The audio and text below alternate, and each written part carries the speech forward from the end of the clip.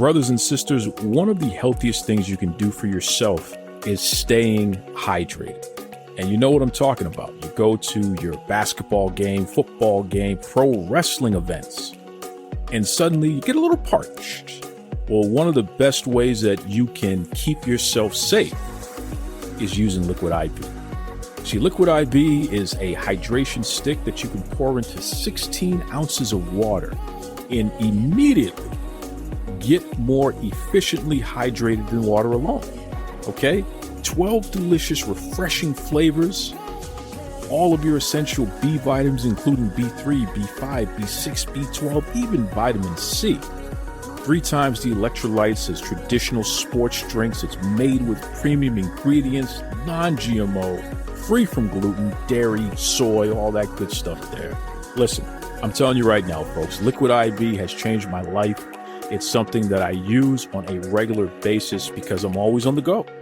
I gotta stay hydrated. You gotta stay hydrated. Liquid IV has your back. It'll keep you exactly that way, hydrated. But don't just take my word for it. I want you to try it out. And because of that, if you head over to liquidiv.com right now, you can put anything that you want in your cart, and then at checkout, use the promo code Duke Loves Rasslin. No spaces in that now. Duke Loves Rasslin. Going to save you 20% on your entire order. That's how much I care about your hydration. That's how much I want you to check out Liquid IV. So what are you waiting for? Shop better hydration today. Visit liquidiv.com. That's right.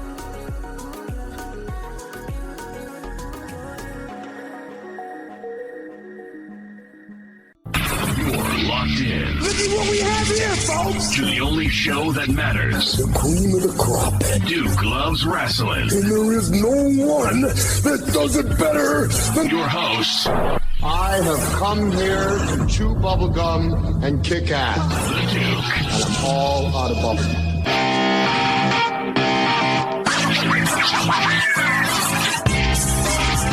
Brothers and sisters, welcome back.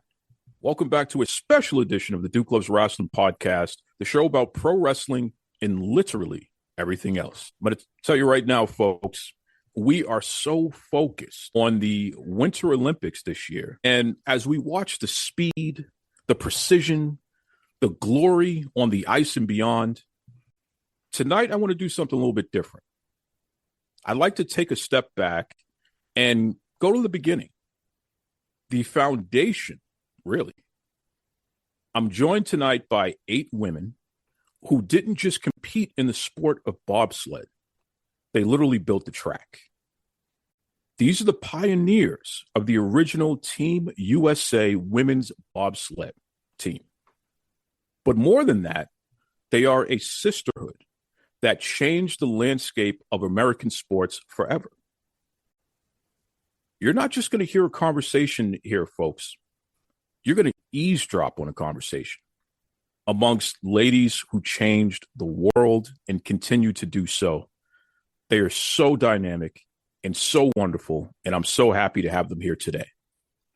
So without further ado, USA bobsled team, let's start off with Alex. Please introduce yourself and say a few words about not only who you are, but your role with the team. First of all, Duke, thanks for having us and change the landscape of sports, man. Who are these people? I want to know. Oh, it's us. Yeah, that was a beautiful intro. I think we're all a little embarrassed about that, but that's a beautiful, beautiful intro. My name is Alex Allred, and in 1994, I won the U.S. Women's first push championship while a little over 16 weeks pregnant. And that was the beginning of an amazing journey. And I can't say enough times that it's a crazy sport. We're going to talk about it. But the fact that these women are with me here tonight it makes me teary-eyed because I just love them so much. And our journey was just so flipping amazing and crazy. And so, yeah, that's how I want to introduce myself. Just glad to be here. Jill? My name's Jill Linder. It was Jill Bakken when I was competing.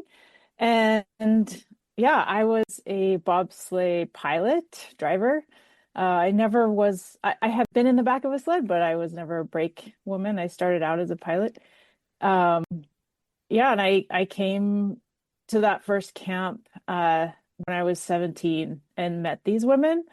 And yeah, I mean it was a really long journey, but to be back with them and getting to know them again, it's just been so much fun. And every time we get together on Zoom calls or in person, we just have so much fun. And so this is, yeah, thank you for having us all here and fostering this opportunity for us. I feel like you're leaving something out, Jill. Yeah, just a small detail. Oh, Come on. well, I was in the mindset of like the beginning. I it was the first, we became Olympic in 2002. It was the first time women were allowed to compete in bobsledding in the Winter Olympics. And I won with my teammate, Vanetta Flowers. So yeah, it was incredibly exciting, of course, but to be part of the first team and then kind of take it to the end was pretty special. Chris, aka Crash.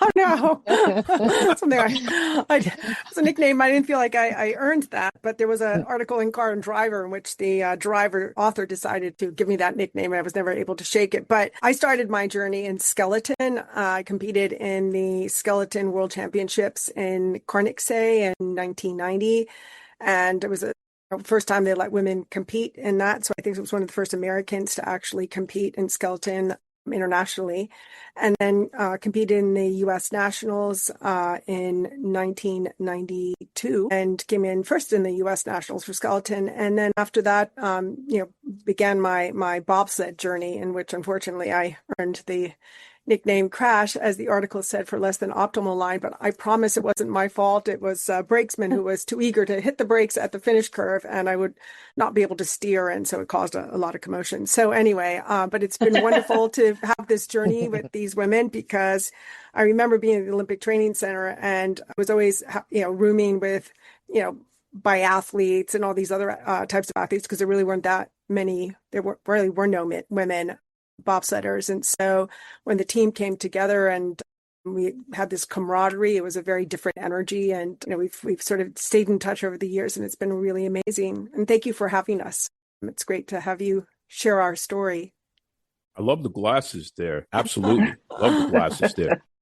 Our sister from Vermont, which is one of my favorite states in the whole world, mainly because, Montpelier and the skiing and all that good stuff there. I love Vermont very much. But Nancy, how's Nancy doing? Yeah, pretty good. I did a little skiing last year for the first time in a long time, as a matter of fact. I think I'll probably get back up on the hill pretty soon once the temperatures come up above zero, I'm hoping. So yeah, I'm Nancy Houghton, and I am up here in Vermont now. I was Nancy Lang when I was my maiden name, sliding when I started in 1994. I got started because the very famous Jamaican bobsled team with their movie Cool Runnings. I saw that in December of 93, I guess, and turned and looked at my mom and told her I wanted to go do some bobsledding. I knew it wasn't an Olympic sport at that time, but I assumed that there was a team, assumed that there was a women's team. So, and I usually called up the Bobsled Federation and asked them how I could slide. They said that they were going to be getting a team started, but I could come on up anyway and get a head start. So I packed my stuff and headed up to Lake Placid. First Dolan was on the hill, but I think she was overseas a bit during that first that season that I was there. So I was driving from the half mile, piloting from the half mile, and I was sliding with the men's training team every day. I was there, one of the brake people for them, and competed on some of the stateside competitions, and was just there having a great time. And then this group of women came up at the first camp, and we all, it was a real camaraderie that started right from the beginning. It was amazing to have them come and join me up at the Olympic Training Center for a week. Is it my turn? Yes. Okay. So I'm Liz Parse-Mested, and I'm from Minnesota. Of course, we have a lot of snow there. So I've always wanted to be in the Olympics, and all of a sudden there was this ad in the paper, and I thought, no way, they want to form a team. So that's how my journey began.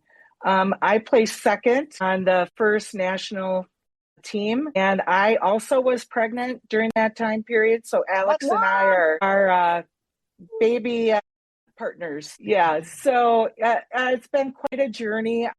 I'm so thankful that we have gotten together again and are sharing all of our stories. And I can't think of a better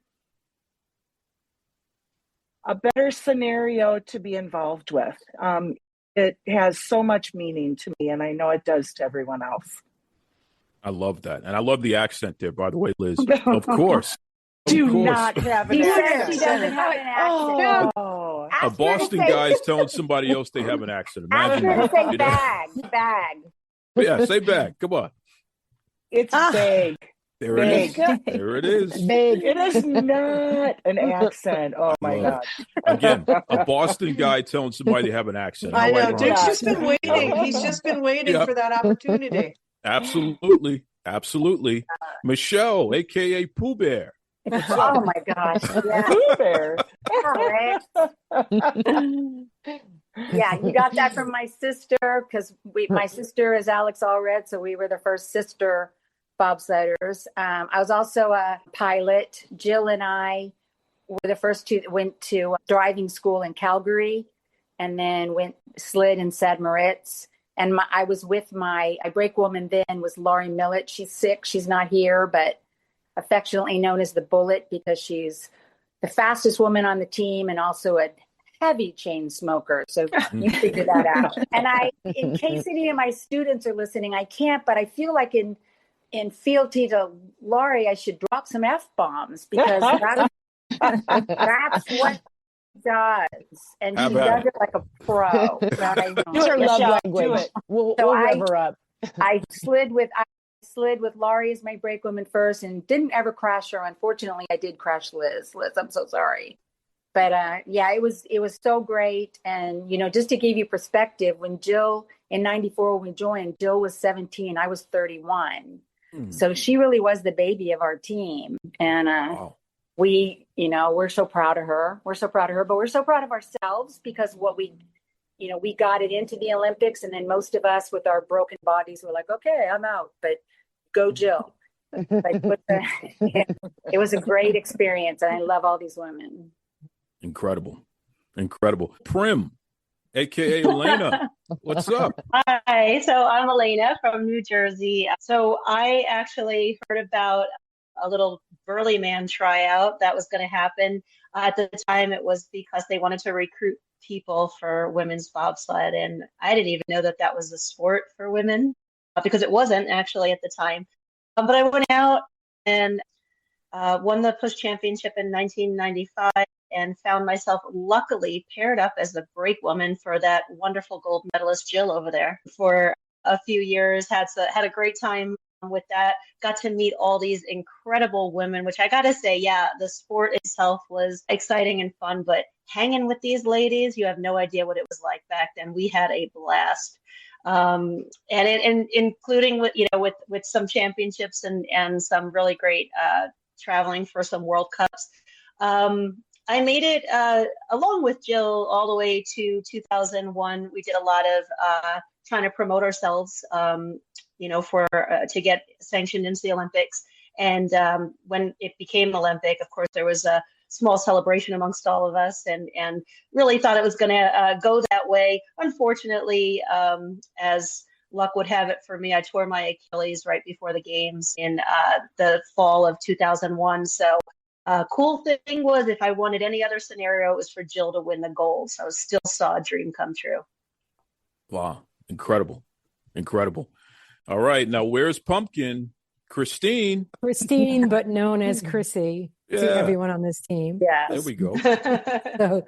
So I was actually recruited in 95 by Lori, who is not here because she's sick. I was fucking recruited by Lori. There it is. I had the good words. Yeah. And Lori, is that you? Yeah, right. Yeah, so I joined the team in 95 and I went to Calgary and became a pilot as well.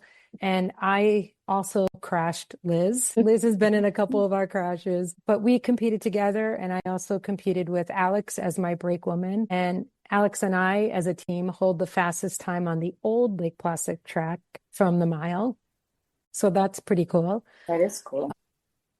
Like everyone else, like I want to thank you for having us here and getting together with everyone and telling our story. Well, please. And as a Boston guy, I have to tell you, I've done Boston Marathon 4 times. So. Wow. Yeah. That's incredible. Yeah, she's an all-star. She's a Yeah, that is incredible. Well-decorated all-star athlete. Yeah. I'll tell you something crazy, Chrissy. The marathon is a major holiday for us. Yeah, I know. Here in Boston. Yeah. And, growing up my entire life. But when I entered into government, doing government work, being there in an official capacity is a whole new world.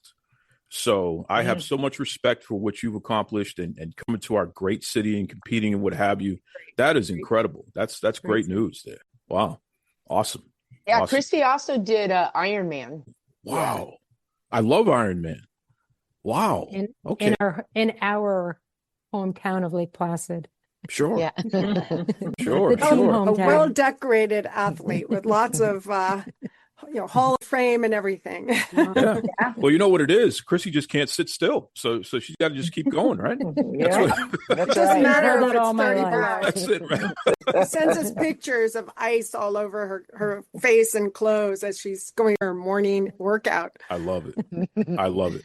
In looking in the background of all of you ladies and taking a look at what you've done since the bobsled team, where you all, were together competing, making history and what have you, I've noticed that a lot of you have either gone into education or running your own businesses. So let's make this a free for all here. What is it about education and really what is it about being a business owner that has drawn you into those directions after becoming legends in sport? Well, we're all gluttons for punishment. Probably it, yes.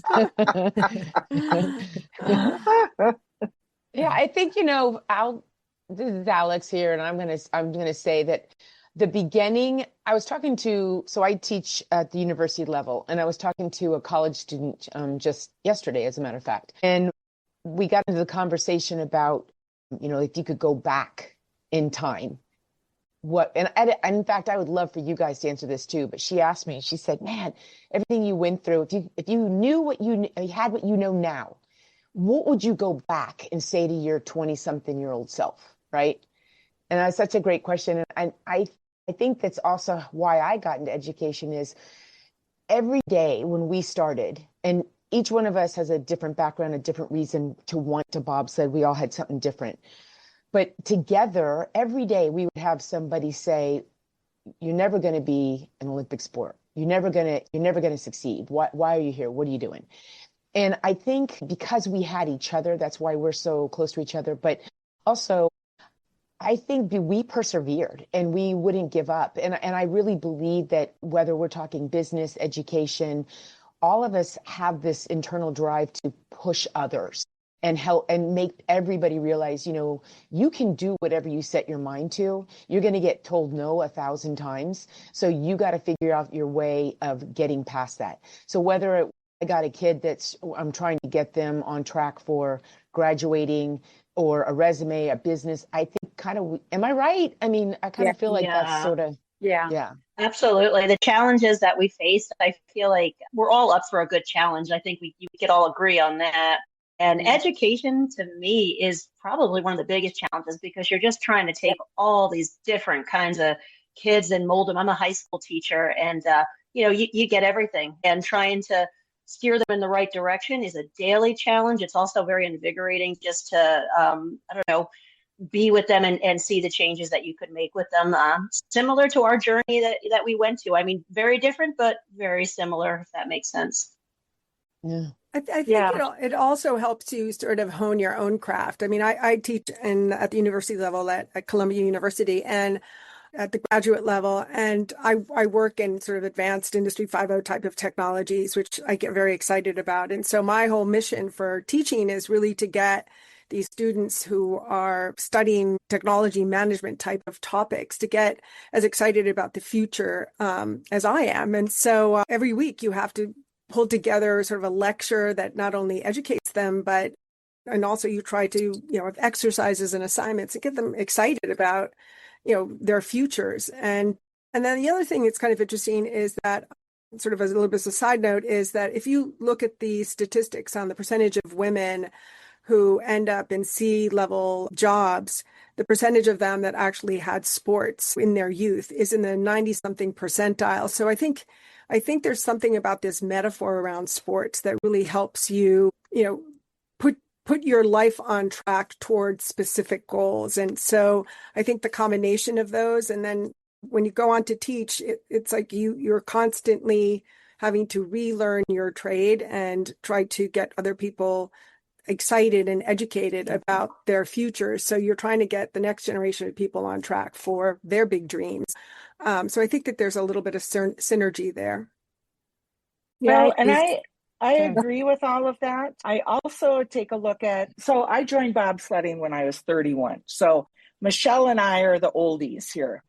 And actually, I'm older than Michelle by a few months. I don't know if I should be proud of that or not.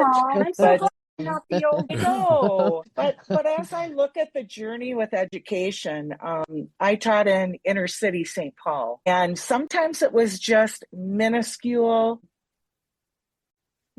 achievements, not leaps and bounds.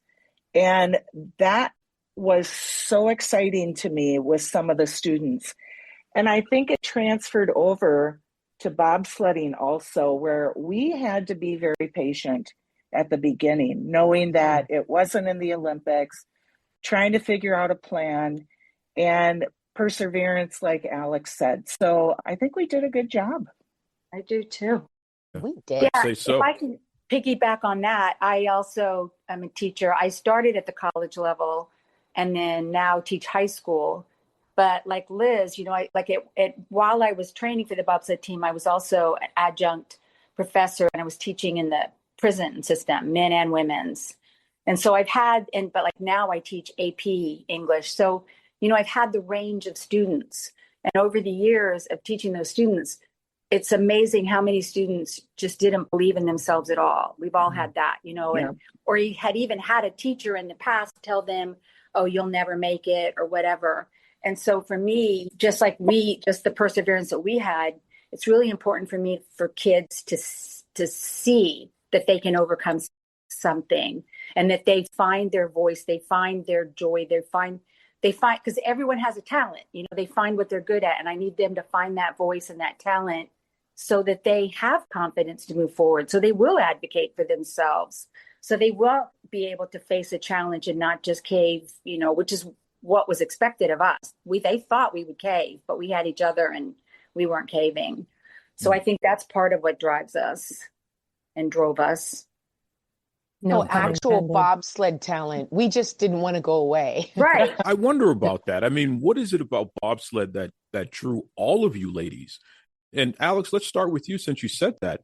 Why bobsled? Because there's so many different sports you could have done. Why bobsled? So mine is different in that. So I used to be a tournament fighter in martial arts. Love martial arts. I'm a 4th degree black belt, and that was my jam. And then I had a baby. I'm sitting on the couch. And I was holding my baby and I was watching ESPN and I saw men's bobsled, thought it was the coolest thing. And I waited for the women to come. But there was no women because women had been banned from the sport in 1940. And so I went to the library because there was no internet. So yes, I got in my car and I drove to the library. I looked it up. And when I read about Catherine Dewey being banned, so they opened up the competition. Women had been banned from the sport around the world by the 90s, including the US. And then the AAU opened up a competition in 1940 for the Grand Championships in Lake Placid. And Dewey beat an all-male field. And then 2 days later, they stripped of her medal and banned women from the sport again.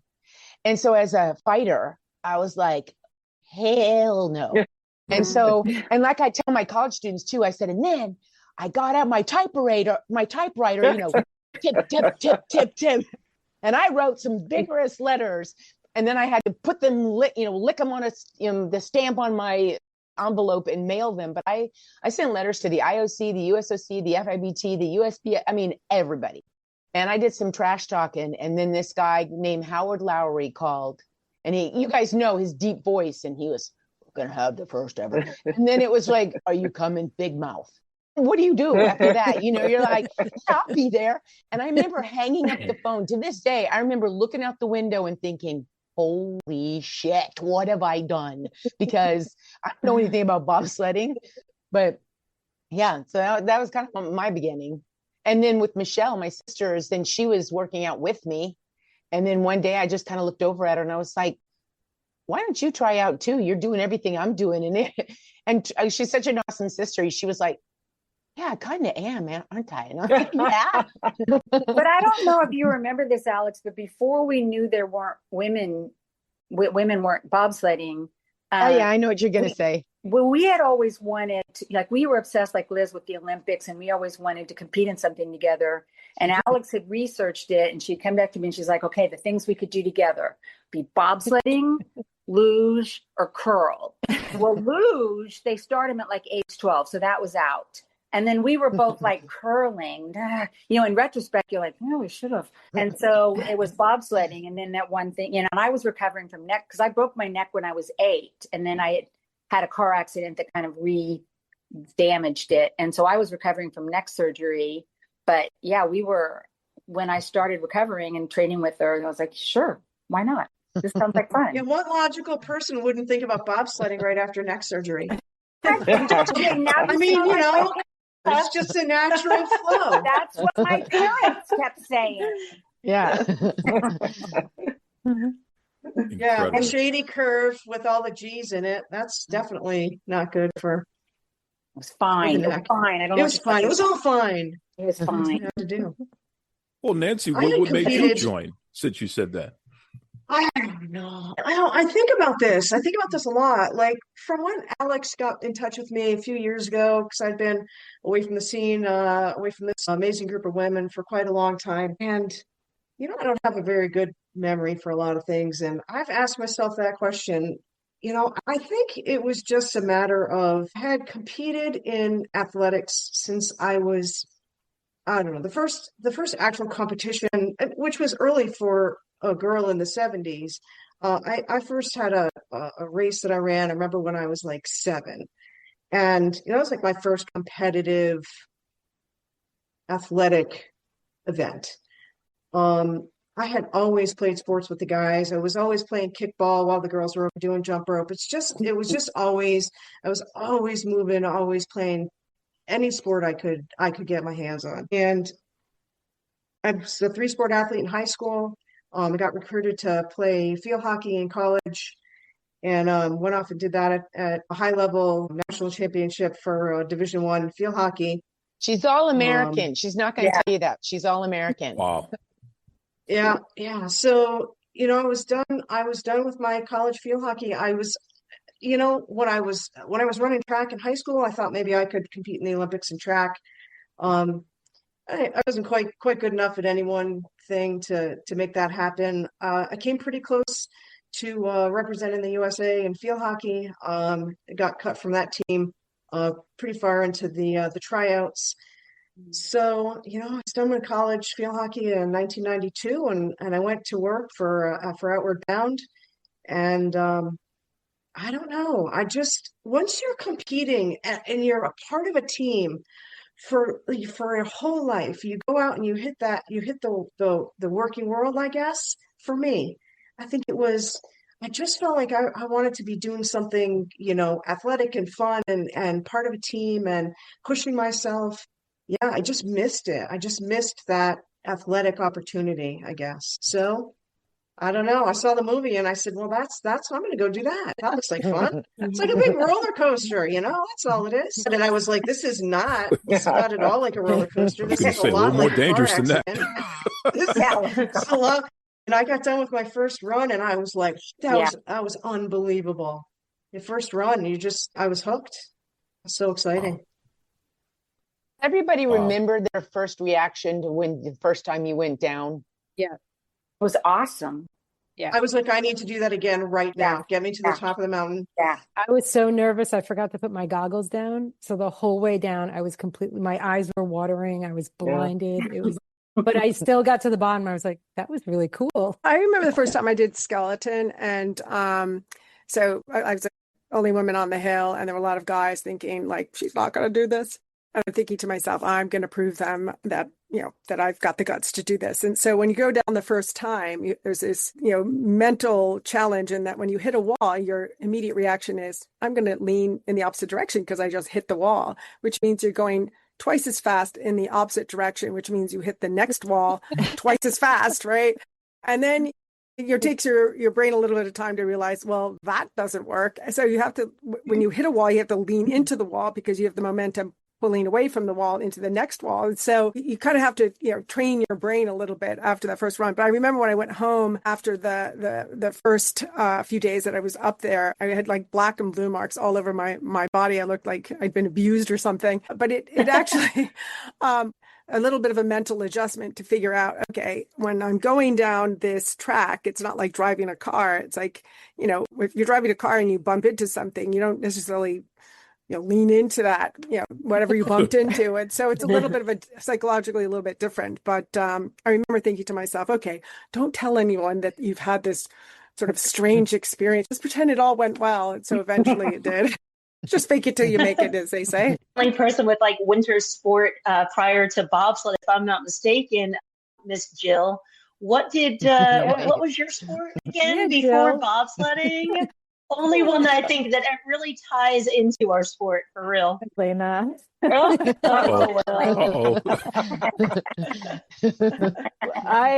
was an adrenaline junkie. I don't even remember learning how to ski, like alpine ski. That's how early I started. So I started racing. I think I was probably 4 or so, my first downhill race, like the little kid race. So I grew up in a ski town in Bend, Oregon. So I just loved speed.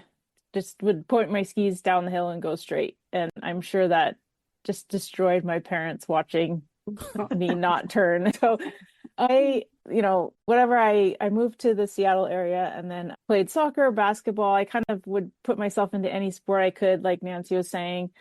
I'm super awkward just in around people and life, but sport was where I felt the most comfortable. So I think that's where I loved competing for people, in front of people. But as soon as I was done, I wanted to kind of crawl in a hole. But it was freeing for me to be athletic and play anything I could play. So I played everything I could. I did track. I was terrible at it, but I still did it in high school. And I eventually had to quit skiing. It became pretty expensive. You get to a certain level, and I still wanted to play soccer at university. So I was just trying to make all these decisions as a 13-year-old, 14-year-old. And then luge, I had watched the Olympics since I was very little, and I wanted to go in ski racing and I wanted to win. And so I had this dream forever.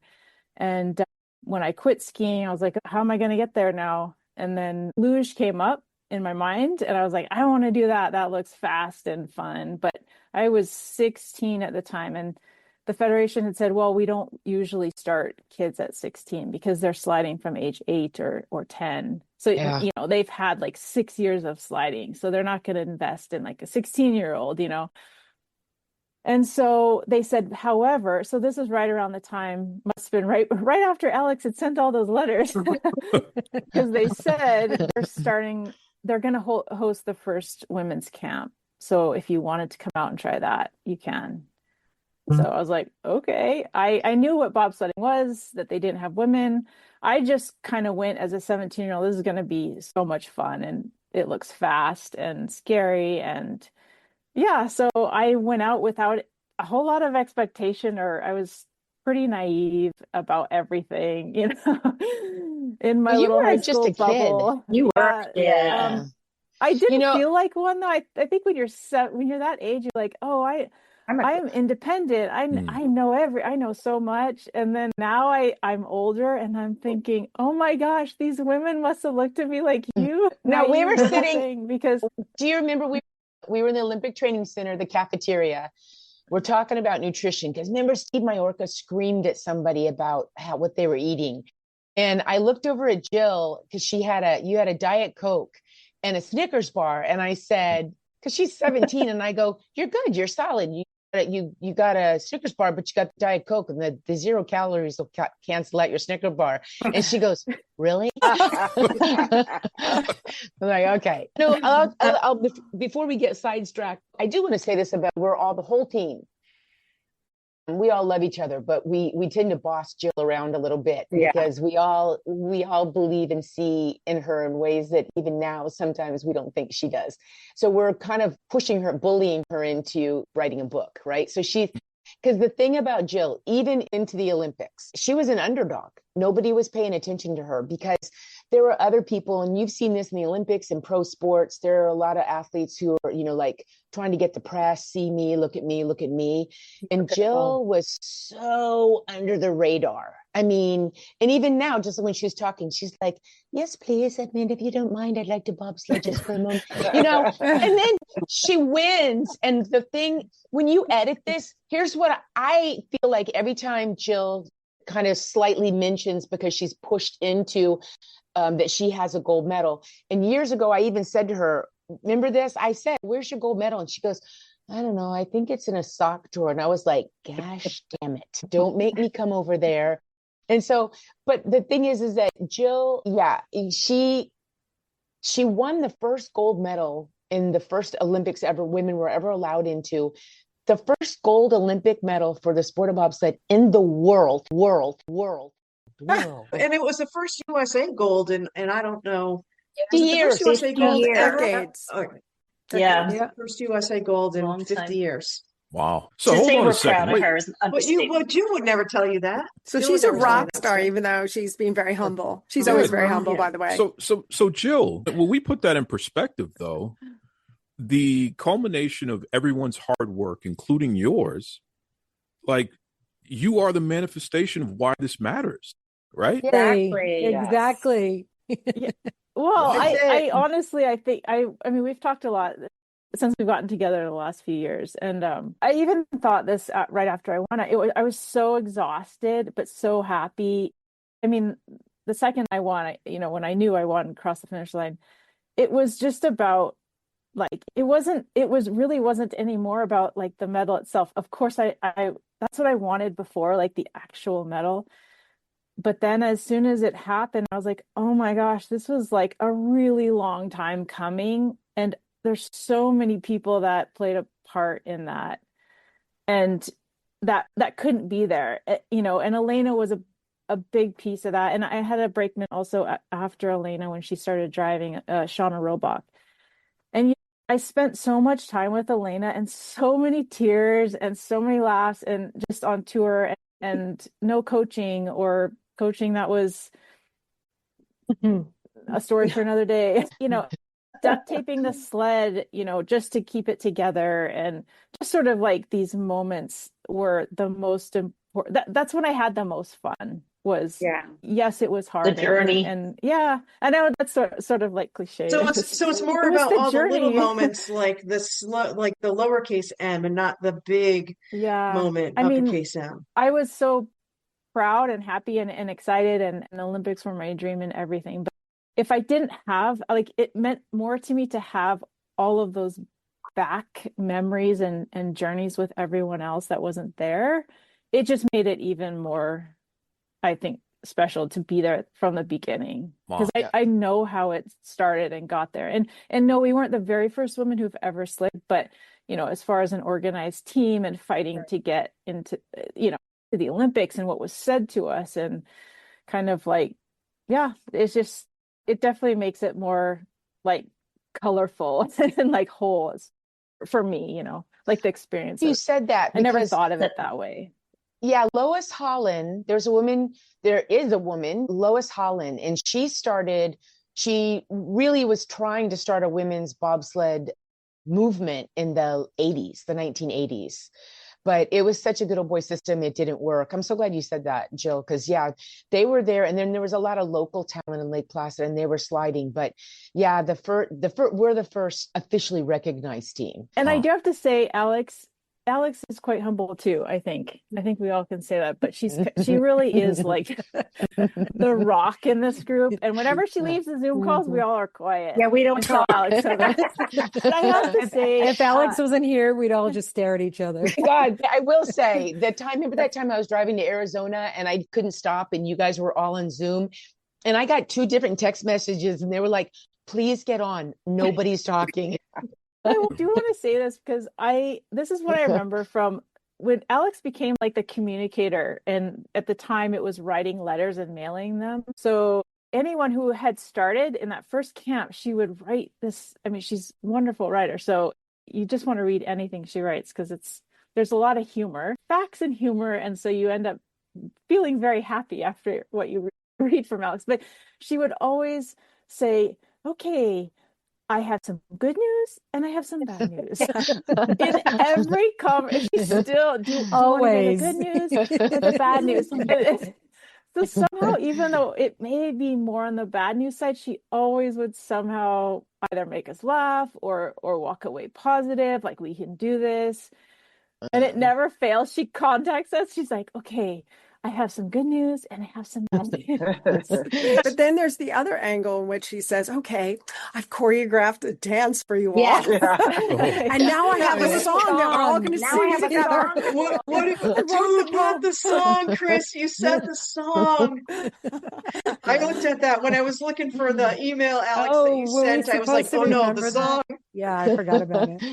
Oh my God, I forgot about that. She definitely has a ton of energy and it's very creative, organized energy, and definitely the rock and fuels us all.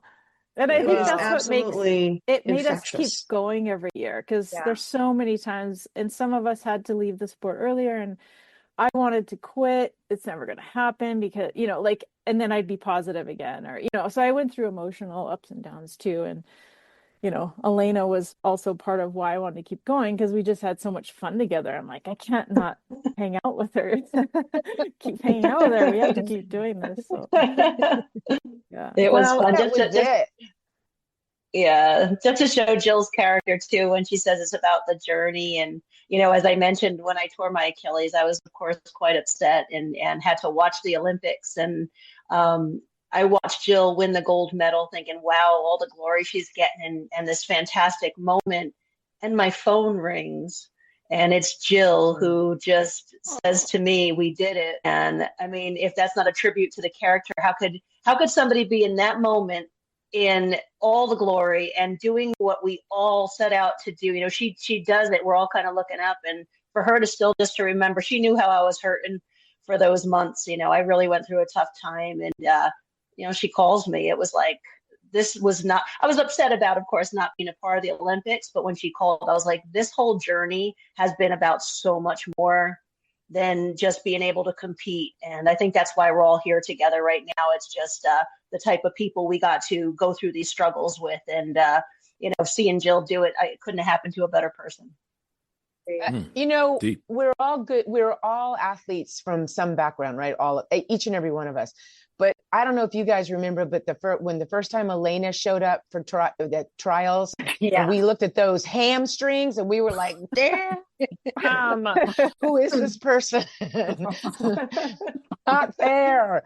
Yeah, but that's the other thing too, when people watch the Olympics and, you see who's profiled, but Elena was a phenomenal athlete. Mm-hmm. And like, her injury is the kind of thing where it's heartbreaking that nobody knew on the Olympic level what a fantastic athlete she was. I mean, like total package, everything.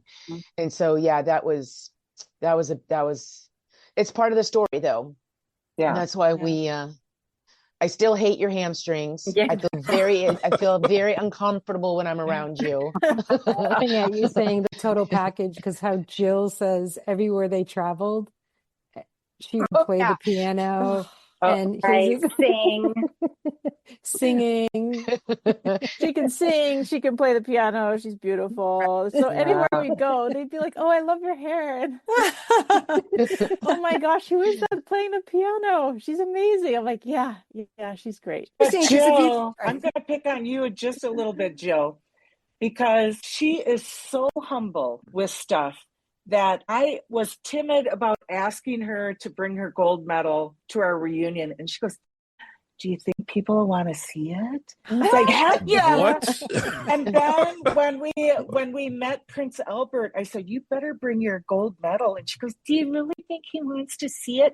Oh my gosh, she is just so humble. Now, I carried the Olympic torch in 2002, and I take it everywhere. I want people to see it. I want to share it. Jill, you got to get that gold medal out and share it. She's should be kicked wearing out it of 3 now. grocery stores because she keeps letting the cereal aisle on fire because she's just. Who remembers this? But so who was there when Jeff Bodine went down the track? Did you guys? I was there. Who was there? I was there. Story. So early 90s, and I do think it was Laurie that I was standing at. Anyway, the Jeff Bodine from NASCAR, they go over 200 miles an hour, and the Bodines were helping to construct a new, more sleek, heavy, sturdy duty bobsled. So the Bodine brothers got the Bodine sleds, and Jeff Bodine goes down the track for the first time. He gets out of that sled and takes off his helmet, and it is like F-bombs. You guys are.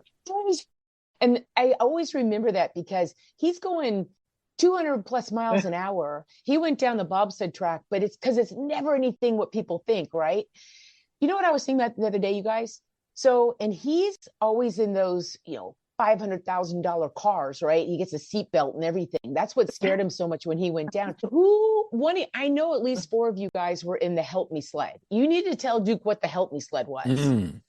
Well, I was. So it was for a race in Lake Placid. And since then, a couple of the coaches, Bill Tavares and Brian Scheimer, at our reunion said, "Yeah, we couldn't believe they gave you that when we thought that was bad news."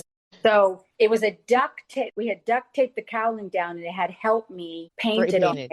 And I was driving, and I remember as I was getting close to the end, I was thinking, why are my legs cold? That's weird. I couldn't. And so as we came around the finish curve, the cowling completely popped up. So I was completely blind. And that's how we finished the race because duct tape could only hold so much. Yeah, that was. Oh my God. Wow. I want to revisit before you guys were all like, "Oh, the first trip down," and you guys are, "Oh my God, it was so great. It was so fast. It was so awesome. I can't wait to get back to the top." Was I the only one terrified? No, I was. I stood on the side of the track. So I go there, we did all the land training, all the land pushing before it turns winter. And I'm like, "Oh, this is great. Pushing a sled, athletics. I was a track athlete. This is fantastic." And they're like, "So now let's introduce you to the actual sport of bobsled." I go to Lake Placid. I'm standing on the side of the track. I'm like, "Are these people effing crazy?" They come flying by. I'm like, "Well, it sounds like thunder coming down a damn mountain." And I'm like, "What?" So then I go to the top of the mountain. They're like, "Yeah, no, you're just going to go on with these random drivers so that you can see what it's like to be in the back of a sled." Before I go down, I hear a commotion on the loudspeaker. The sled before me crashed. And I go, "So that could happen?" I seriously had no idea. And I'm like, okay, so now I get down, I jump in the back of this. I think it was Brian Liturgis. You remember him? I think I got in the back of the sled with him. And I'm like, all right, he looks like a really good athlete. He must be a great driver. We hit every wall on the way down to a point where I had a contusion on my leg that lasted me a good 4 months. And I got to the bottom, and because I wanted to compete so much, I was like, I like this sport a lot. No, this is great. Nobody else was terrified here. I'm the only one, I guess. Okay. Yeah, no. I would say we all had our moments of having that, like, it just did this one doesn't feel right, but you still got to go, I was competing. So you remember, you guys, I was I never told you guys this. I was competing with the guys because they were, the training group when I got up there. So I spent that first season with them. And one of the my lack of weight was a little bit of an issue, right? So most of the guys I'm competing with, they're 180 pounds or something like that. So we get into this one domestic competition, and I got somebody else as a driver. I would just get random drivers, and I was the brake person's 2-person sled, and I'm giving it all I have, right? I'm got pushing and pushing. I jump in the sled, and you sit down low, so you're staring at the bottom of the sled, right? And I get in there and I stare at the bottom of the sled, and the driver has put a loose weight from weightlifting, and I'm staring, and it's like shaking around. It's like a 25-pound weight, and it's like shaking around in front of my face, and I'm like, this is bad. And what do you do? I mean, I'm stuck. What am I going to do? Chuck it out of the sled on the way? Man, I was happy to get to the end of that run. That's scary. That's very scary. To answer Lena's question of being scared, I think if I were in the back, I'd be scared. But being able to be in the front and being in control gave a different perspective. Yeah, I was definitely less scared when I got Jill as my driver. But prior to Jill being able to get to Lake Placid, they were just throwing me in with some randos on the top of Lake Placid.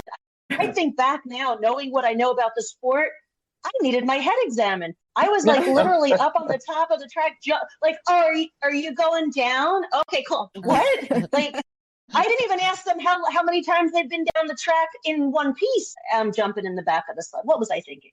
But yeah, that was a little. Then I got Jill, who knew what the hell she was doing, so it was nice. So I know you guys hear this all the time, which is, so bobsledding is, you push, I mean, run, push, and you jump in, and then you just go down a hill for a ride.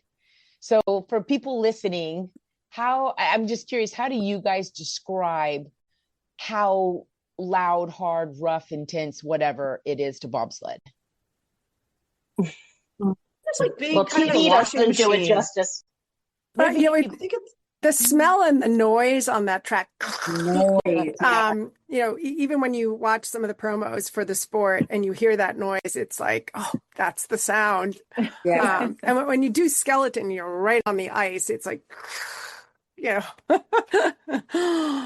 They'll say, oh, that was just a little bump right there. When you're inside, you're being slammed up against a metal. It is like being in a car accident. It really is. Because of the fact that it's kind of like when you're getting into a car accident, your adrenaline and the synapses are going so quickly. Yeah. It's almost like you're in slow motion. And if somehow or other you're jarred out of that, then you're going so fast that it's almost difficult to even keep track of where you are on the track. And so, I mean, that only happened to me once because I sort of got a little disoriented. But you are in a sort of a suspended, kind of a different sort of perception of time because of the fact that your synapses are going so quickly because, your adrenaline is rushing, which is one of the reasons why the simulators didn't really work very well, because you can't put somebody in a seat with a simulator and have their brain, operate the same way. And so it is kind of a little bit of a different experience. But anyway, it's that sound that, I think that the ice has a specific smell to it. Like I still remember what the track smelled like and that sound. Yeah. And people don't understand the G-forces too. Yeah. Yeah. I was just thinking about Nancy was talking about throwing the weight out. I was like, I don't know what the G-forces, how quickly the 25-pound weight out. And then of course the weight is chasing you down. I don't think people understand the G-forces. So the G-forces are so intense that if someone has a cold and you go down, it literally splatters the snot from your face into the inside of your visor. Like that's how intense it is. But my best story on that one is, so we finally got burn suits. Cause if you crash and you go down and you don't have a burn suit, I mean, that, 80 whatever miles an hour and you're on ice, it burns you up. And I can speak from experience. It stays with you for a long time. It's painful. And so when we first got I think 96, we got burn suits, which was amazing. And the men's B team, there was that guy, I can't remember his name, and he asked me if he could borrow my burn suit. And I didn't want to, but we just came from a place where no one ever gave us anything. So I let him borrow my burn suit. So here's what I say to people.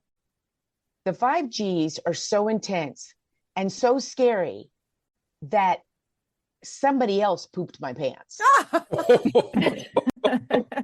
Did you get the suit back? Or yeah, when he tried to give it back to me, and I said, "You're taking that son of a bitch to the cleaners." Yeah, Was that blue? Is. Was it Huh? blue, Alex? Was Yeah. that a blue? You Yep. know, I lent mine to that somebody who I won't name, and it came back with holes all in it because of the burn. wow. Yeah. Dang. Yeah. Wow. So I remember, we're talking about the noise. In one of the last runs I went on with somebody who was not experienced. I'm not sure if he ever even went down from the half mile, but like Elena, I was like, yeah, sure, I'll jump in the back of the sled. And I should have known better by then. But he, at that shady curve, which is I think it was 4.5 Gs, you pulled at the shady curve, and he hit the lip at the shady curve, and then there was absolute silence for what felt like the longest time as our sled. The silence was more, to me, that was more, that was really scary, that silence. And somehow we landed on the bottom of that, curve, we landed on our runners and kept going. Oh. And the and I silence seemed like remember it lasted forever. I remember being a brake person, and those G forces would just push your helmet down. And thank God I was a gymnast, because I wasn't. man, you were I down was to the not. floor. It wasn't flexible at all. I was like, wow, I didn't even know my body could do this. Oh yeah. I'm curious, when Laurie and Jill and I went to the driving school, and then Jill, her other partner was Nancy, but Patty. It wasn't Nancy. Yeah, Patty. Sorry. We thought we were all going to drive. Then we had all paid for that. But when we got there, they're like, no, it's 2 people. So we had to flip a coin. And that's probably the only coin toss I've ever won. But I remember going down. We walked the track, but they had us sit in the sled, and like Chrissy made me think of this. I was so nervous, and I didn't have goggles yet, so it was just the visor down. And I'm standing there, and I was like, it's foggy, I can't see, I'm hyperventilating. And the track worker was so disgusted. He came over and he kind of clipped it up a little bit and was like, oh, okay, it cleared. And logically, he was assuming that I would then, once we got started, put it back down. He didn't tell me that. I'd never been. And so not only had I not apparently tightened my helmet enough, because, I'm restricting your breathing and everything. And there's so much on my mind where I'm going to do. And Laurie's behind me. And that's a lot of responsibility of my friend back there. So when he pushed us off, we went through a couple of turns, and my visor came all the way up because I hadn't put it down. And when we hit, Kreisel? When we hit Kreisel, this was in Calgary, my helmet had started coming up a little bit. And so from Kreisel, the bottom of my helmet was right here over my eyes. And I finished the rest of that race. We didn't crash. We landed. And I just remember thinking, You landed. Did that, yeah. I did that blind. I just did that blind. I got this. But I was so nervous. But Jill, what about you? What was it like for you that first time? I was so nervous, but again, I was pretty young to it's like, I'm not going to show my fear. I'm totally fine. But my blood pressure was probably my heart rate, was through the roof. But I think all of us as a pilot, as a driver, you have, and you want to stay strong, and I got, I'll be okay. But you have someone in the back of your sled that you can injure pretty severely. So there is a huge responsibility on a pilot to make sure you're not going to crash or hit really hard and injure them and yourself, but they're more susceptible to the injury if you crash. So I was nervous about that. If it was just me in the sled, so now they have monobob for women, it just would have been a lot more comfortable. Like, okay, well, it's just me. I'm taking care of myself and I don't have to worry about hurting someone else. But the first time you go down in the sled and you're driving, you don't know what to expect expect or what it's going to feel like or what the G-forces feel like or anything like that. So it's kind of one of those, well, they kick you off and they're like, well, just give it a try. Like, you know, and then once you go down, because they can kind of teach you a little bit about the corners, but you have no, there's no context. nothing to compare. There's no context, nothing to compare it to. So you don't know the feeling. You can understand the pressure and what they're talking about, but you really don't know what's going to happen essentially or what it's going to feel like. So it's pretty nerve-wracking the first time you get in the front of the sled and the back too, because you're not in control. But yeah, the front, you're just kind of hoping. I hope I understood, you know, remembered one corner basically of what they told me. Yeah. Well, that's what makes our story. It's not that we were the first. I mean, it's cool that we were the first ever US team. And now I'm finding out after talking to Siggy in Canada, we're probably one of the first official teams in the world. Wow. We're definitely in the top four of, and maybe less, like maybe even 3 or 2 of actually being officially recognized by our national governing body. So it's our story is cool in that way, right? But I think the bigger part of the story, and we get the giggles when we're all together over stuff, is imagine wrestling, right? Imagine when people come into wrestling world and they're gonna train and become some super athlete. They've been able to watch and talk to people, and they're talked through, and they have these practices. When we started up, there was none of that. It was kind of like, see you at the end, good luck. That's where we went. Yeah. And I mean, so we didn't have uniforms. So it was kind of a crazy way for us to start. So I think that's one of the things that we laugh about now is if you don't know, we just sound like we're idiots. You know, I didn't know to put my visor down. It's also one of those sports where, I mean, we've said we've all come from athletic backgrounds, but this is a sport you don't start when you're 5 years old. You know, so there's no lifelong training and with it being a new sport. There weren't as many regulations about overseeing who was going on the track. Yeah. Did you have your helmet tied? Like it just sort of was a free for all.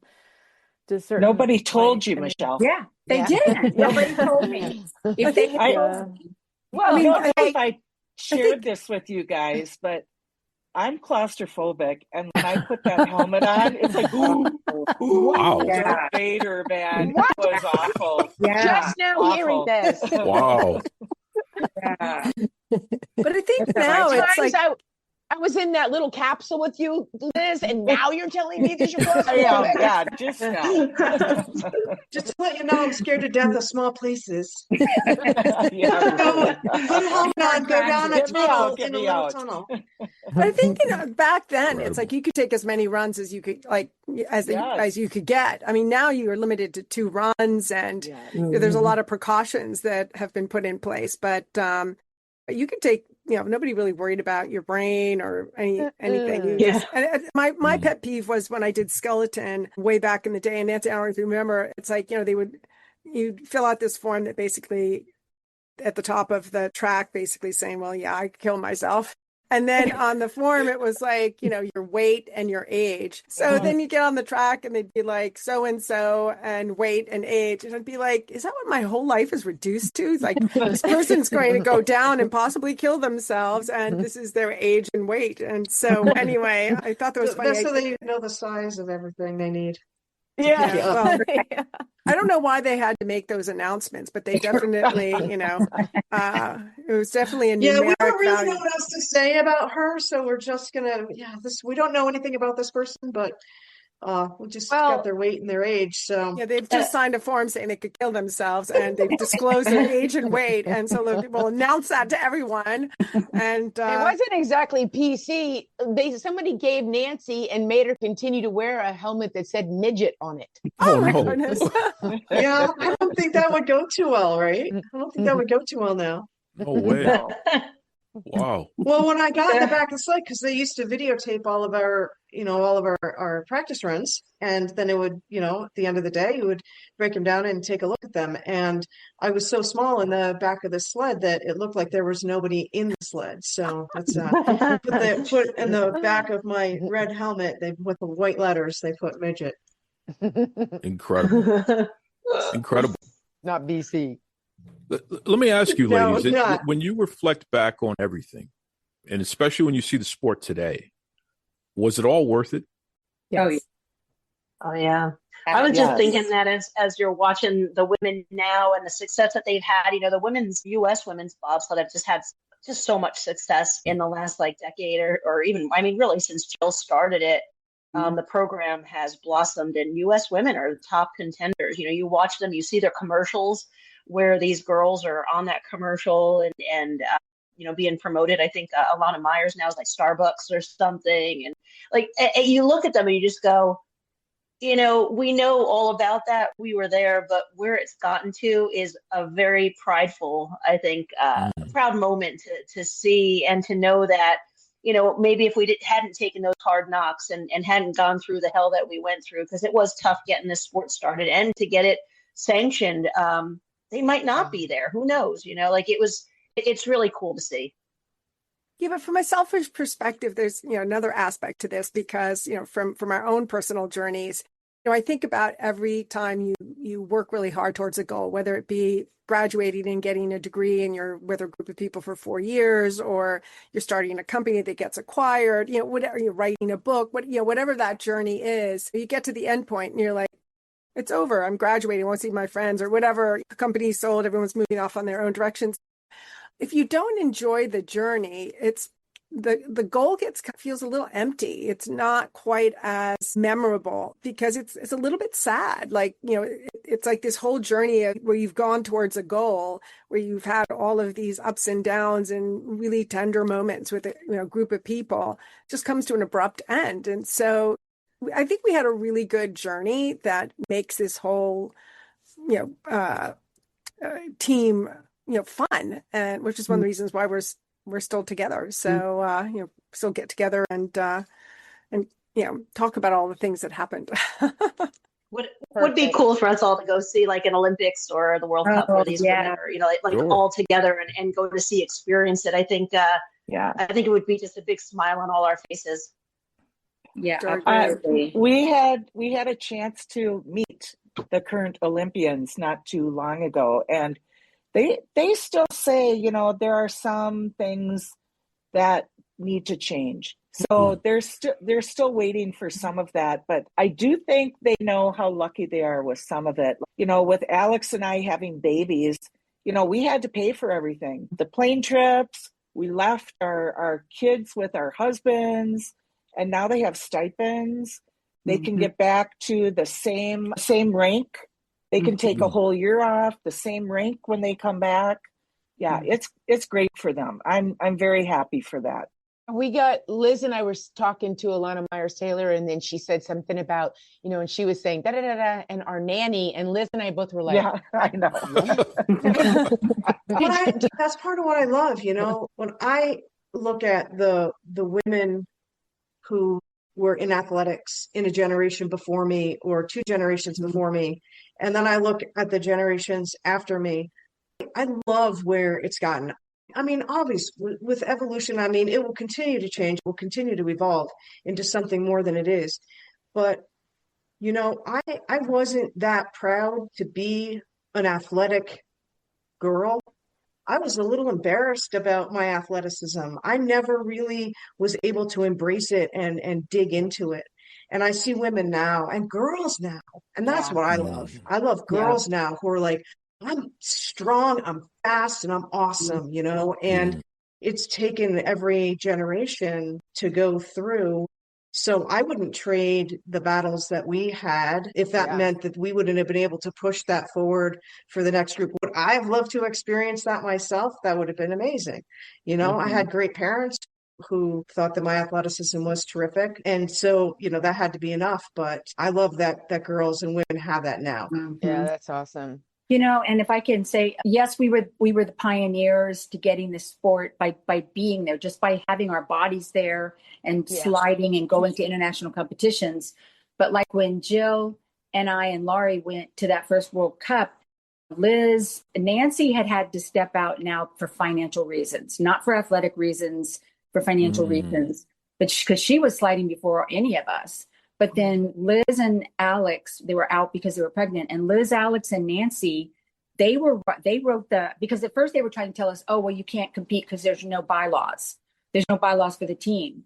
So, another part of this was that Alex and Liz and Nancy wrote the bylaws, were going to the meetings, and that we wouldn't have gotten where we are without that as well. It wasn't just physically doing the sliding, it was the fighting, that part of it too, which those three were instrumental in that. It all worked out that we just fit just perfectly, that all of us had some thing that we did. I'll tag onto that though, to say, you remember you guys when we got to watch the women in the ice house push this new breed of athlete, and then here comes Keisha Love. She's got abs and biceps, and she's got that big booty, man. And I was like, because I looked at her and I said to somebody, I can't remember, and I was like, I think I can still take her. And then I was like, you have no chance, Alex. No chance. But on top of it, she looked beautiful while she was running. Right. I mean, she's beautiful eyelashes, and I was thinking to myself, I don't think I ever looked that nice when I was skating. I don't know what her eyelashes look like, because I just kept staring at her ass the entire time. Wow. Yeah. Powerful. Wow. Powerful women. Yeah. Powerful definitely. women. Yep. Definitely. Well, listen, I want to say this on behalf of everyone. You ladies legitimately are legends. You have sacrificed so much. And the fact that you're still here to tell your stories is just so important. Everyone needs to hear this, because of how far the entire sport has come. And it's just so special to eavesdrop on this conversation and hear these stories, because, a traditional interview is not going to get this information. We really do need the sisters to just come together and just talk and share all of this information. And really, you can't understand where you are and where you're going until you learn about where you've been. But this is special. This is very, very special. And I just want to make sure I point that out there, because all of you are so modest about it. You're living legends and you're so modest about it. It's crazy to me. You can literally walk around and be like, hey, I'm going to get a free coffee today because damn it. It's not gotten me free anything. Oh no, Jill. Jill, you got to wear that medal. You got to wear it around to the neighborhood day. Come on. Get that thing out of the sock drawer and be like, coffee me. Wear it around the supermarket. That's right. As long as Liz hasn't burned it down with the torch. Yeah, that's it. Exactly. Pump your chest out too, Jill, while you're wearing it. Oh my God. That's right. That's right. Come on, Jill. That's right. My God. We've been talking. Florian, Jill's husband, Florian, also a Canadian Olympian and five-time Olympic coach. Anyway, he did a thing and he put her medal is up. So Jill finally has her out of the sock drawer. Yeah. I love it. That's terrific. I love it. Ladies, let's go down the line real quick. If you could give any advice to anyone, especially younger people who aspire to one day make history in any way, shape, or form, whether it's sport, education, business, whatever, what advice could you give to say, as you're beginning your journey, I want you to know this, and I wish somebody told me this when I was in the beginning of my journey? Well, all right. I'm an A, so I'll go first. I teach, so I've taught self-defense for over 30 years. And at the end of every seminar, I always have women break boards with their hands. And it's so much more fun to teach women to break boards than men, because women tend to not have been physical with their hands. And it's pine wood. It's really easy to break, but it's such an emotional thing for them that a lot of times they just can't do it, or they get really scared, or they'll start negotiating. I'm a hand model. You're not a hand model. Just hit it. And so, but I tell them all the time, if you look at that board, you're never going to break it. But if you look through the board, you smash through it every time. And so it's kind of cliche, but the advice that I give all the time now, and this so applies to bobsledding, is that if we all of us, if we had looked at all of those obstacles that had been placed before us, you don't have bylaws, you know, everything, we would have all gone home. But so if you stare at that obstacle, it's going to stop you every time. But if you look through it, if you find ways, you will crash through it and you will go on the path that you're meant to take. Wow. Mic drop. Well, I'm supposed to follow that, Alex. Just break out the medal, Jill. That's all you got. Jill. Just go get the medal. My God. Oh, Michelle, if you just stood up and been like, bam. That's it. That's all you got to do. You should have just left, Jill. I should just walk Jill, I away. think Florian's calling you maybe. Nice. My Nice. kids. My kids sorry. need I The me. kids. I'm sorry. Poor Jill. Oh, well, geez. She just said what you were going to say, right? That's right.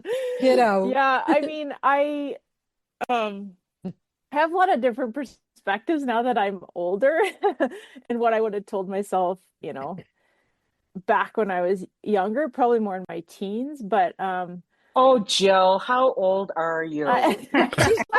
She's like 21. I'm 20. I know. Carter, you know. I think the biggest thing is having fun, because once it started, I really had to kind of check myself.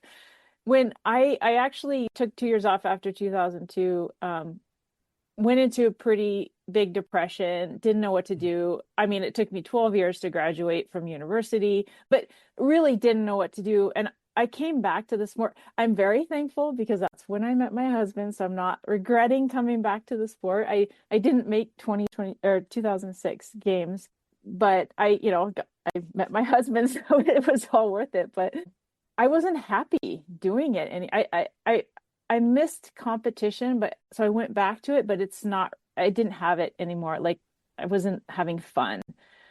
So I think it's just making sure that there's so many politics that get, as soon as you get older, that doesn't matter what sport you're in, but to try to really focus on, am I having fun? Because if you're not, you need to, you either need to push through it and find a way to make sure that you're still kind of engaged in that. And yes, it's going to be hard and there's going to be days that are not fun. But at the end of the day, I don't know. I hope more importantly that girls just enjoy being athletic, active. Doesn't even matter what it is, because if they're having fun doing it, they're going to be more likely to do it lifelong then.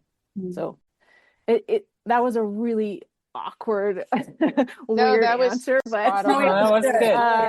I just see different things as the careers I've had, the paths I've taken. I'm like, oh my gosh, I was a high level athlete, or I wanted to be a high level athlete. I loved the adrenaline and all that, but more importantly, even for my kids, I'm like, you need to have fun.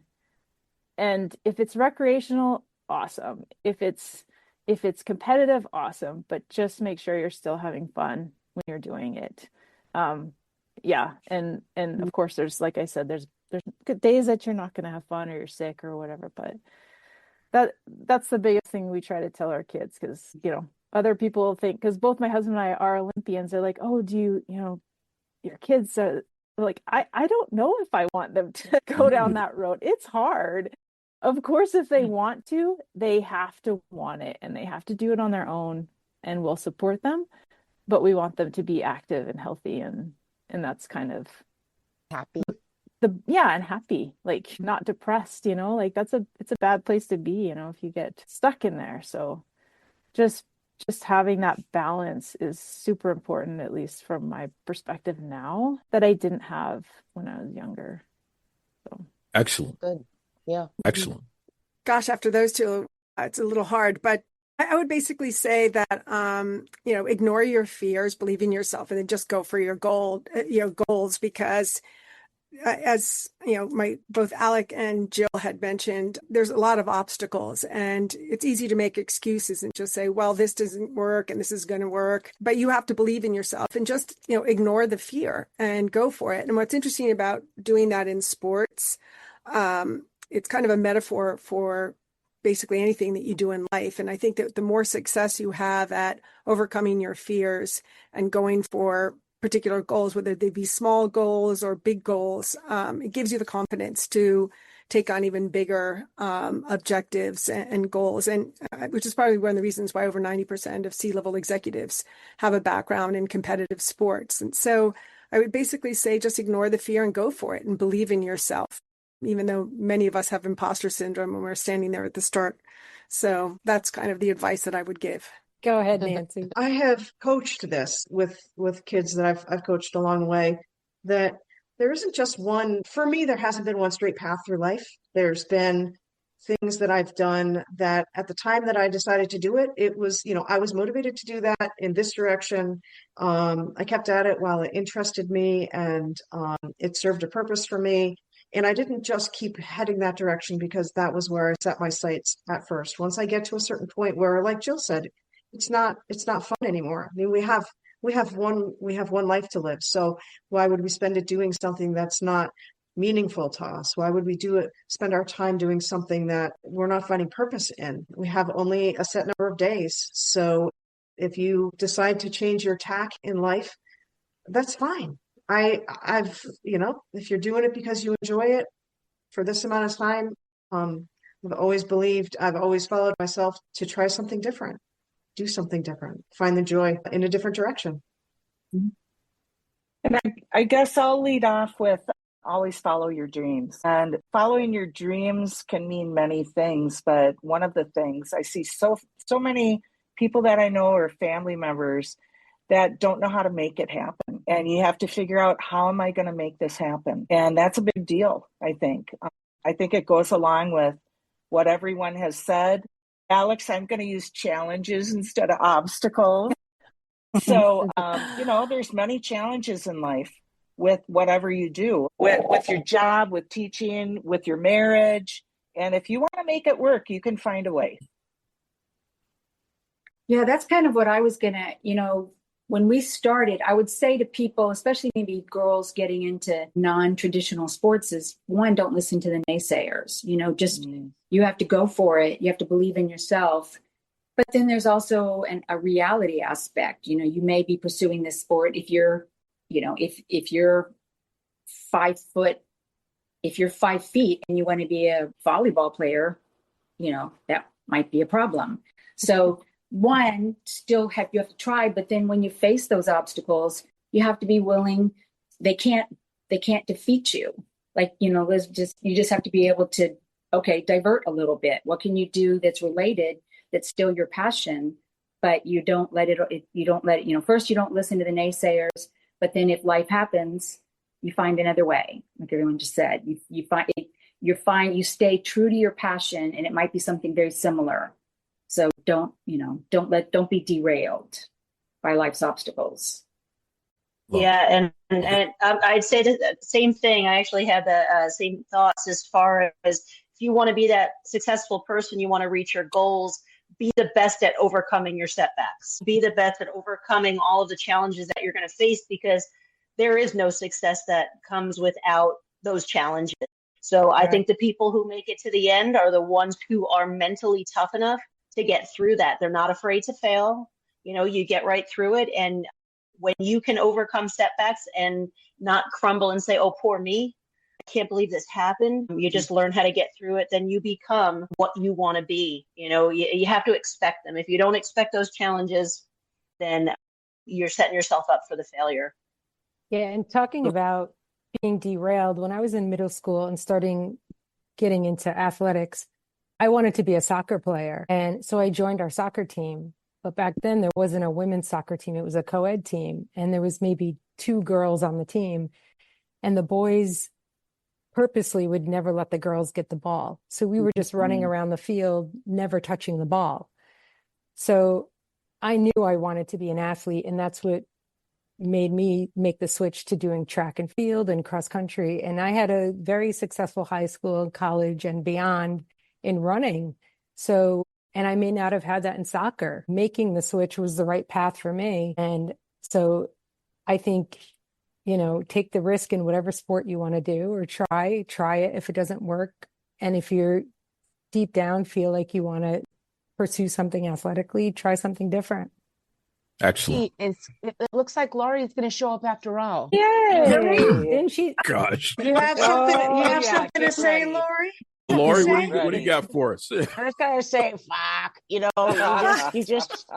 just do whatever the fuck you want. And you just Where make is sure she? She's NyQuil'd out. Yeah, she said. Wise words. Wise words. So she was there at your house the whole time, Alex. I know, you were hiding her. It's a simulation. Go lie down. Go I lie have down. to say, I have to say, Lori has got the biggest heart because yes, she throws out the F-bombs and tells it how it just says how whatever she wants to say, whenever she wants to say it. But she worked with people living with disabilities and was probably one of the most fantastic people to work with them. And she just cared so much about the individuals she was working with. So, she's so funny and so loving. If you talk to her about that and what she did, and she makes you laugh. She swears while she's saying, things about, how she talks about the things she did, but she cared about them and really made them feel like, valued. So she's a very funny, very big-hearted person. Yeah, even though through all of her. Well said, Jill. Well said. Yeah, she's a big personality. She is a big personality. Mm-hmm. Yeah, I love it. But it takes a special person to do that kind of job. Yes. Sure does. It sure does. Listen, ladies, I really, really appreciate, once again, allowing me to come into your home and be part of this experience because, wow, what a special experience. And I want to say to my fellow gentlemen out there, please be part of the solution. Hearing these stories about ladies having to overcome so much and being given so little, fellas, we got to step it up, especially in 2026. We got to step it up. We have to be the ones creating the space that allows everyone to be the best that they could possibly be, right? I think sometimes we take that for granted. And especially when we're talking about our ladies, they are so dynamic. They can do everything that we can do and then some. Why are we standing in the way? Be part of the solution. Do not be part of the problem. Please, I beg of you.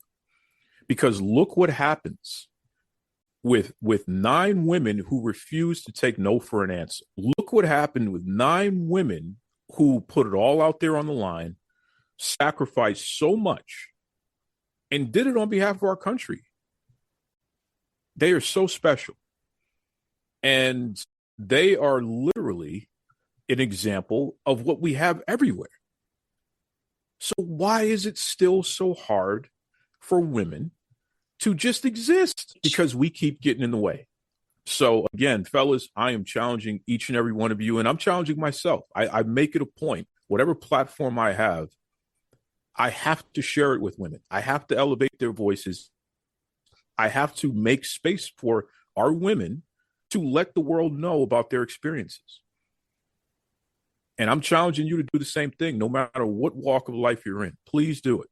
Please, fellas, I beg of you. Once again, all of you, icebreakers, we love you, we appreciate you, and we owe you a debt of gratitude. Thank you, thank you, thank you. And I'll leave each and every one of you with the last words, please. How do you top that? That was awesome. and I don't have a medal. What I'll just say is, thank you, Duke. And there's a reason why I was telling them. All of us were so excited about tonight, and they can all tell you. I kept saying, we got to do this. This guy is so great. You just backed up everything that I said or wanted to say about you. So thank you. You're but could the world have more Dukes in the world? That would be a better place. So thank you. Thank you for this opportunity. Yeah, really, this has thank you. been fun, and really appreciate the time. Thank you for putting our story out there. Yeah. And thank you you for understanding it. That was great. Thank you. Yeah. And you Great. are a very good listener. And thank you for paying it forward to younger listeners and women and men. Encouraging them to come on board. Yeah. Support. Yeah. Damn right. Damn right. Tell your girlfriend we said hi. We approve. Yeah. That's a big endorsement right there. Yeah. Thank you. I might score some points with that. Thanks for the chance to get together another time to hang out with you guys. It's a great group. Love it. Thanks, Duke. Thank you. Yeah, thank you so much. Yes, thank you. Strictly for the culture every day. Step in style in your unique way. Patterns and colors so defined. All about the perfect line. Be yourself, let your spirit fly. In this fashion, you'll touch the sky. Strictly for the culture, brand so fine. Dress to impress and show your shine. Strictly for the culture, every day. Step in style in your unique way.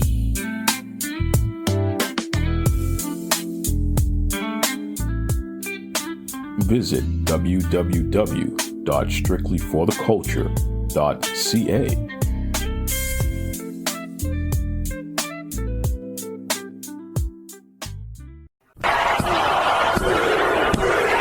This is Tony Schiavone, and we're desperately out of time on Duke Loves Rasslin.